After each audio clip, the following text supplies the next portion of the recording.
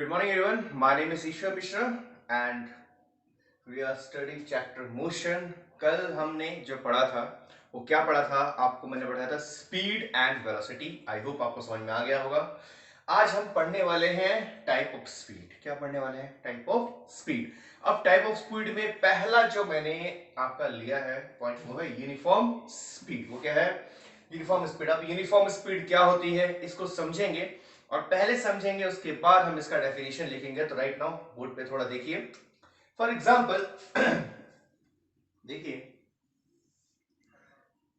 कोई बॉडी है ए से बी पे जा रही है. मान लीजिए उस पे बहुत सारे डेस्टिनेशन उसने कवर किए. टी मान लीजिए ए से सी की दूरी है 20 मीटर. इसकी भी दूरी है 20 मीटर. इसकी भी दूरी है 20 मीटर. इसकी भी दूरी है 20 मीटर. और ए से सी उसने कवर किया 5 सेकेंड में. ये भी 5 सेकेंड में. ये भी 5 सेकेंड में. ये भी 5 सेकेंड में. तो अगर कोई बॉडी जो एक स्ट्रेट लाइन में मूव कर रही है, we are talking about a rectilinear motion. If a body cover equal distance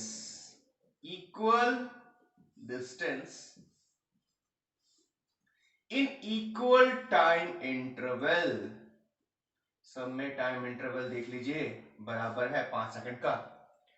अब आपको पता है स्पीड होता क्या है? Distance upon time. अब मैं इसको डिवाइड कर दूं क्या आएगा? This is 4 metre per second. यहां भी कितना आ रहा है? 4 मीटर पर सेकेंड. यहां भी 4 मीटर पर सेकेंड और यहां भी आ रहा है आपका 4 metre per second. It means throughout the journey the speed is 4 metre per second. It means what is the definition of uniform speed? If a body cover equal distance in equal time interval भी क्या होना चाहिए? Equal होना चाहिए. Then the body is said to be in uniform speed. उसको क्या बोलेंगे? Uniform speed. अब इसको हम एक definition का रूप दे देते हैं. I hope आपको समझ में आ गया होगा. ठीक है. अब इस चीज को मैंने समझा दिया. उसका definition क्या होगा? If an object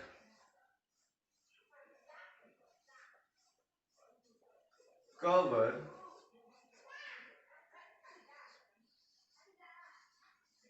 equal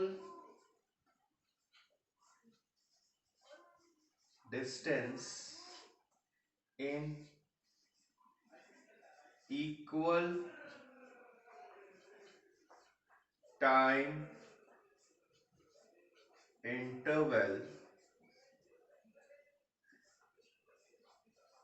then the object said to be in uniform speed. ठीक है. तो पहले ये आप डायग्राम बना लेंगे. ये डायग्राम और उसके बाद ये आपका हो गया डेफिनेशन, ताकि आपका क्लियर हो जाए. इसके बाद हम बात करते हैं वेरिएबल स्पीड की. नेक्स्ट है हमारे पास दिस इज वेरिएबल स्पीड. अभी हमने पढ़ लिया यूनिफॉर्म स्पीड. अब यूनिफॉर्म स्पीड के बाद जो नेक्स्ट आता है हमारे पास वो आता है वेरिएबल स्पीड. अब वेरिएबल स्पीड क्या होती है इसको थोड़ा ध्यान से समझिए. Variable means non uniform. अब कोई भी स्पीड नॉन यूनिफॉर्म कब होगी? पहली condition number 1, try to understand.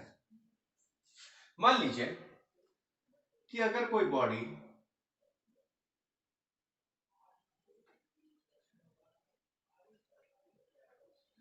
this is A, this is B, this is C, this is D, this is E and this is F, whatever.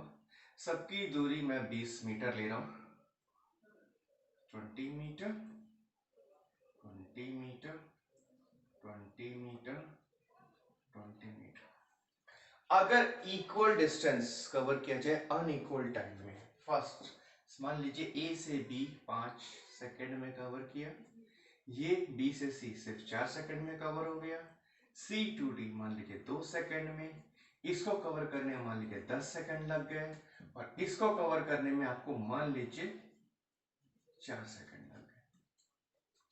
अब ए से B speed आपकी क्या निकली? Distance upon time. This is 4 metre per second, this is 5 metre per second, this is 10 meter per second, this is 2 meter per second, and here is again 5 meter per second. Sorry, this is 4, 16, 4, yeah. ठीक है। अब देख लीजिए यहां पे speed पहले 4 थी, फिर कितनी हो गई 5, फिर कितनी हो गई 10, फिर कितनी हो गई 2, फिर कितनी हो गई 5। क्या ये स्पीड कांस्टेंट है? नहीं है।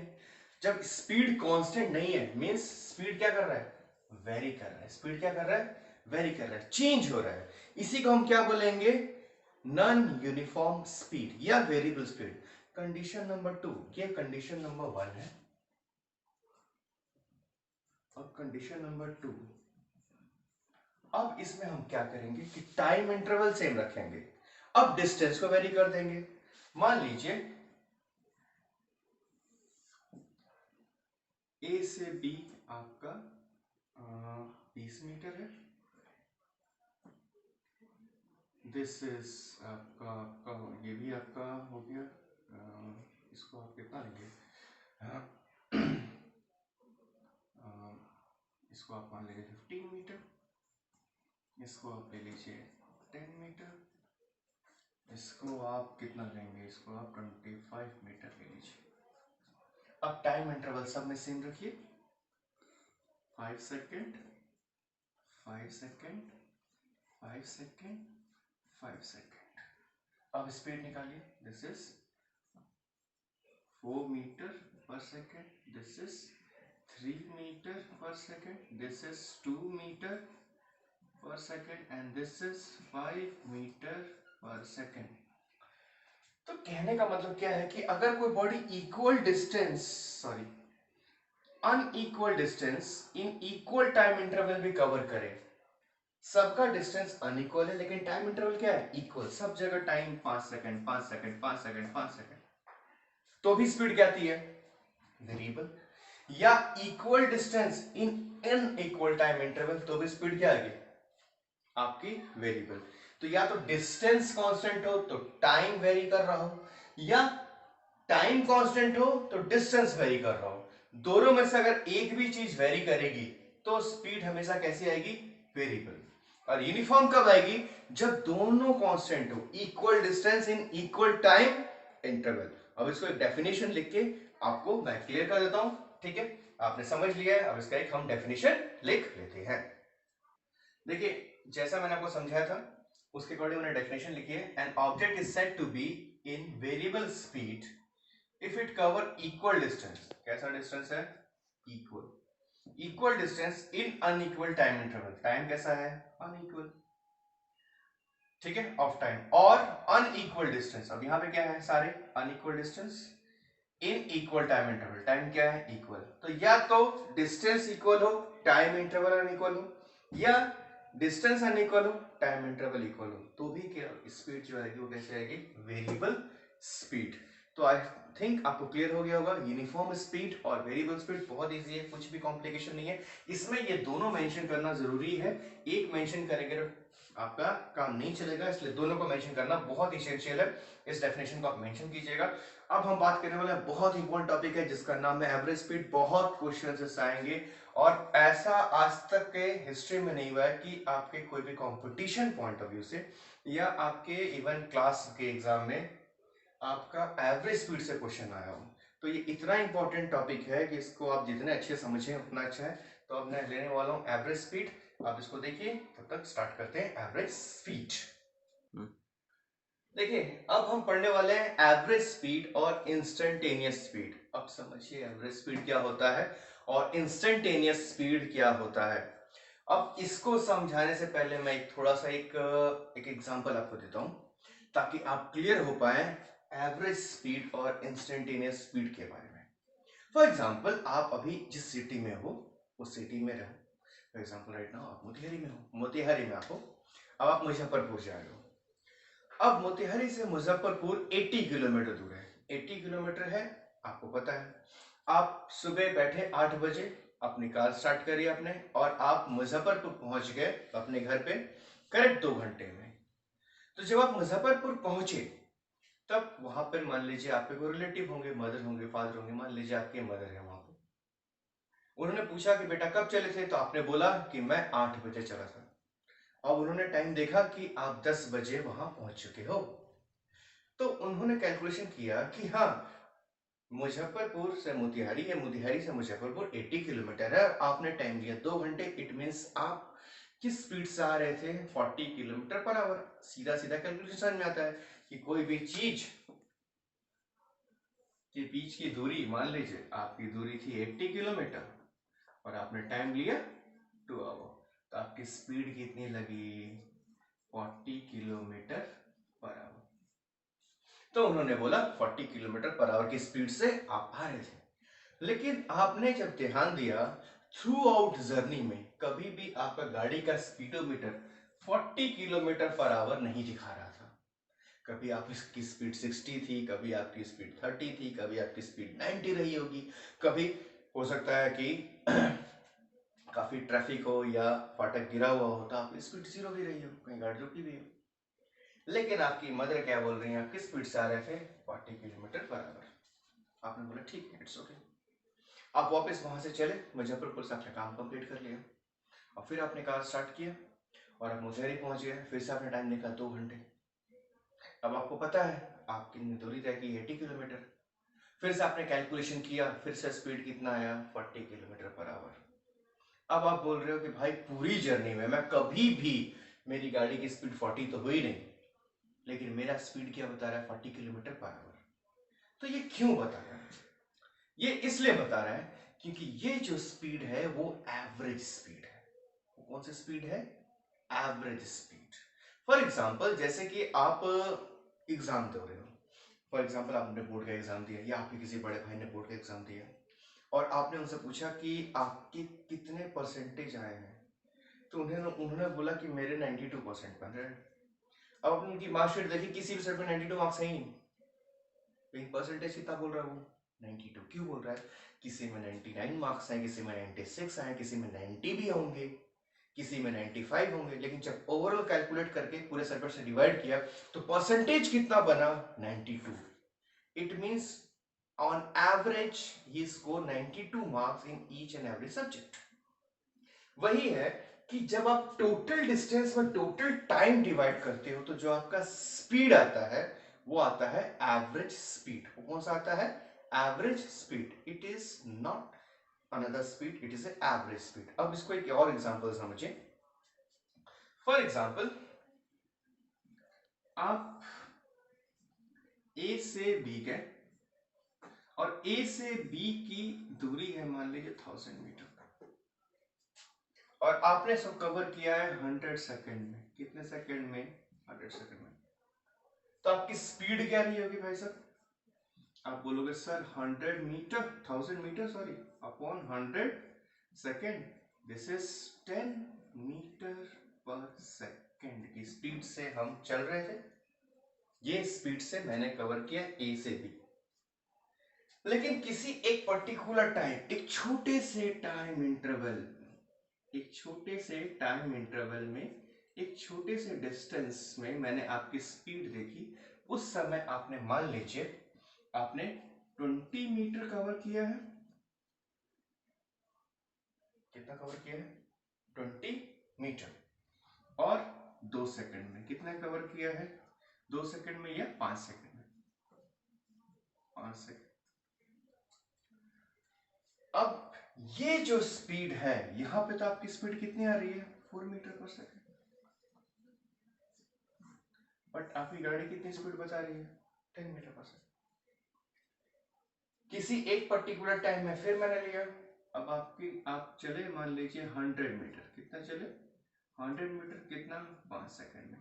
अब आपकी कितनी स्पीड आ रही है 100 metre upon 5 second, this is 20 metre per second. तो कहीं तो गाड़ी की स्पीड आपकी 20 थी, कहीं 4 थी, लेकिन एवरेज कितनी रेट है। तो ये जो आ रहा है, फॉर एग्जांपल आप गाड़ी से चले, कहीं किसी समय रास्ता एकदम क्लियर रहा होगा, अब जब रास्ता क्लियर होगा तो आपने एक्सीलरेटर फुल कर दिया, एक्सीलरेटर फुल कर दिया तो आपकी गाड़ी बहुत अच्छे से चली, 100 मीटर चल गई 5 सेकंड में। कहीं पे बहुत भीड़ भाड़ आ गया, क्राउड वाला जगह पे आ गया, बाजार आ गया, बहुत लोग गैदरिंग करके खड़े, आपकी गाड़ी उतनी तेज नहीं चल पाई, आप सिर्फ 5 सेकंड में 20 मीटर कवर कर पाए। तो हर जगह आपकी गाड़ी क्या 10 मीटर पर सेकंड की स्पीड से चल रही थी? नहीं, कहीं पे ज्यादा चल रही थी और कहीं पे कम चल रही थी। जिस सेकंड आपने देखा स्पीड 20 मीटर पर सेकंड, वो स्पीड कौन सी थी? वो स्पीड थी इंस्टेंटेनियस स्पीड। कौन सी स्पीड? इंस्टेंटेनियस स्पीड, उस इंस्टेंट की स्पीड। लेकिन total distance upon total time क्या है? Average speed. ये कौन सी स्पीड है? Average speed. अब आप बोल रहे हो सर ये तो फिर भी बहुत लंबा डिस्टेंस है 100 मीटर, फिर भी टाइम 5 सेकंड, मुझे इससे भी कम लेना। फॉर एग्जांपल जैसे आप रॉकेट देखते हो, तो रॉकेट जब उड़ता है तो पहले एक सेकंड में कुछ और स्पीड होती है, अगले सेकंड में कुछ और जाती है, फिर नेक्स्ट सेकंड में और कुछ हो जाती है। तो पर सेकंड उसकी स्पीड चेंज हो रही है, मतलब हर इंस्टेंट पे उसकी स्पीड क्या हो रही है? वेरी हो रही है। तो पर सेकंड में चेंज होने वाला स्पीड क्या होता है? इंस्टेंटेनियस स्पीड होता है। लेकिन रॉकेट के लिए पर सेकंड भी बहुत ज्यादा हो गया, 0.01 सेकंड में भी उसकी स्पीड चेंज होती है। तो वो सबसे छोटे टाइम इंटरवल में जितना स्पीड चेंज होता है उसको हम क्या बोलते हैं? Instantaneous speed. अब आप बोलोगे सर सबसे छोटे इंटरवल मतलब इंस्टेंटेनियस स्पीड अगर मैं बोलूं,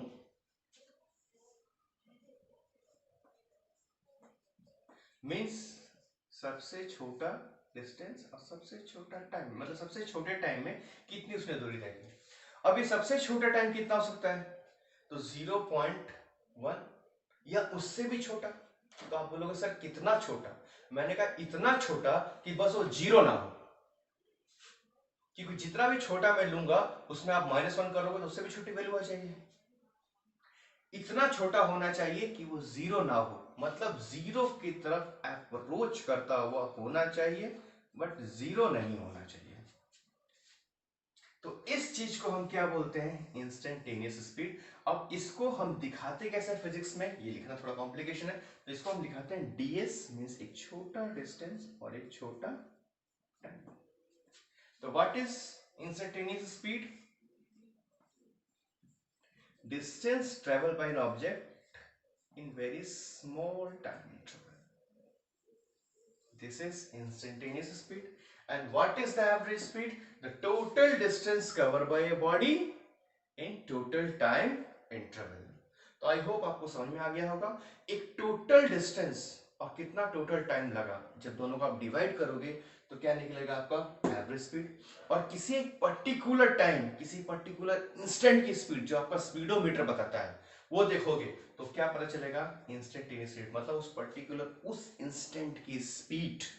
ये कौन बता रहा है? आपका इंस्टेंटेनियस स्पीड। तो इन दोनों को मैं डेफिनेशन लिख देता हूं, आई होप को समझ में आ गया होगा। इस डेफिनेशन को याद कर लीजिए और फिर हम देखते हैं how to calculate average speed, क्योंकि न्यूमेरिकल इसी से आने वाले हैं।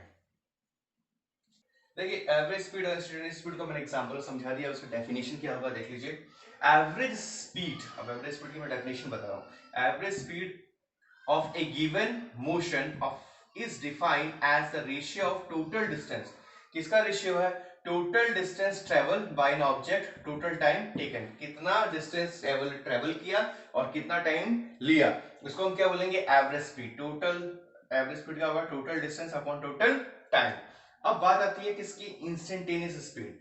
The speed of an object at A given instant of time is called its instantaneous speed। किसी एक गिवन इंस्टेंट में जो स्पीड होती है, जो आपका स्पीडोमीटर बताता है, उसको हम क्या बोलते हैं? Instantaneous speed. ठीक है, अब इसको देख लीजिए। लेट एन एनी इंस्टेंट, किसी एक इंस्टेंट पे, ठीक है, टाइम टी पे, an object while moving cover delta S, किसी एक इंस्टेंट टी पे मान लीजिए किसी ऑब्जेक्ट ने डेल्टा एस टाइम कवर किया, in small interval of time, कितना टाइम इंटरवल था, बहुत small, delta T, so that delta T, इस एरो को बोलते हैं अप्रोचिंग जीरो। किसकी तरफ अप्रोच कर रहा है, जीरो, जीरो नहीं है, इतना छोटा है कि जीरो के लगभग थोड़ा सा ज्यादा है, इतनी छोटी वैल्यू जो जीरो से बिल्कुल थोड़ी सी ज्यादा हो, क्योंकि मैंने बोला 1 सेकंड भी कभी कभी बहुत बड़ी वैल्यू हो जाती है in the case of rocket propulsion, in case of rocket propulsion. तो हम इतनी छोटी वैल्यू लेंगे कि बस वो जीरो ना हो, जीरो से एक तरफ अप्रोच करने वाला हो, तो इस एरो को हम क्या पढ़ते हैं, अप्रोचिंग जीरो। तो instantaneous speed equal to limit, कहां तक जाएगी, limit delta T is approaching towards zero but it is not zero, तो delta S upon delta T D S upon D T, ये होता है डिफरेंशिएशन, जो मैं आपको 11th में पढ़ाऊंगा, और मेरे कुछ वीडियोस 11th में भी अपलोड होने वाले हैं, तो वो आप देख लीजिएगा। अभी मैंने आपको एक आइडिया दिया है एवरेज स्पीड और इंस्टेंटेनियस स्पीड का, आपको अच्छे से आइडिया लग गया होगा। कल और मैं आई मीन अपकमिंग लेक्चर्स में, जो मेरे अपकमिंग लेक्चर्स हैं उसमें मैं सिखाऊंगा how to calculate average speed. Average speed जो न्यूमेरिकल्स होते हैं इतने इजी नहीं होते कि आपको टोटल डिस्टेंस दे देगा, टोटल टाइम दे देगा, पूछ लेगा एवरेज स्पीड, आपको डिस्टेंस देगा, वेलोसिटी दे देगा, या वेलोसिटी देगा, टाइम देगा, इस टाइप का कॉम्प्लिकेशन करेगा, या बोलेगा कि पहले 1 घंटे में स्पीड इतनी थी, फिर 1 घंटे बाद स्पीड इतनी थी, फिर 1 घंटे बाद स्पीड इतनी थी, अब बताओ क्या है एवरेज स्पीड। तो वो 2-3 केसेस है, पहले मैं केसेस कराऊंगा एल्जेब्रिकली, फिर उसके बाद मैं बहुत सारे न्यूमेरिकल्स कराऊंगा, ऐसे बहुत सारे न्यूमेरिकल्स मैं आपको कराने वाला हूँ एवरेज स्पीड के ऊपर, ठीक है।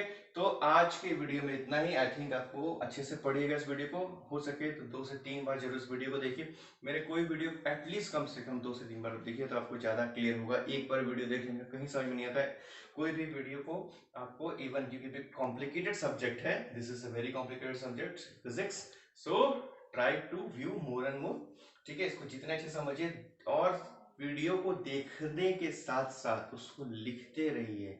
अगर आप वीडियो को सिर्फ सुन रहे हैं तो उससे कोई फायदा नहीं होगा, जो भी मैं बोल रहा हूँ साथ में कॉपी पेन लेके बैठिए, राइट, उसको लिखिए, तब जाके आपको समझ में आएगा, नहीं तो आप सिर्फ वीडियो सुन रहे हैं तो वो आपके लिए पूरा जीरो बेनिफिट देने वाला है, कोई मतलब नहीं है आप कितना भी पढ़ लो, मेरा ही वीडियो नहीं किसी का वीडियो आप देख रहे हैं, एज इट इज पेन लीजिए, कॉपी लीजिए, एक एक चीज का नोट कीजिए, और कम से कम उस वीडियो को देखने के बाद उसको रिकॉल कीजिए, उसके फिर अगले दिन दोबारा उस वीडियो को देखिए, एटलीस्ट कम से कम आपको फिजिक्स का वीडियो 3 बार देखना चाहिए, 3 बार आप जब देख लोगे then I think you can cover the whole thing, जो भी मैं समझाना चाहता हूँ आपको अच्छे समझ में आएगा। Thank you very much, have a nice day.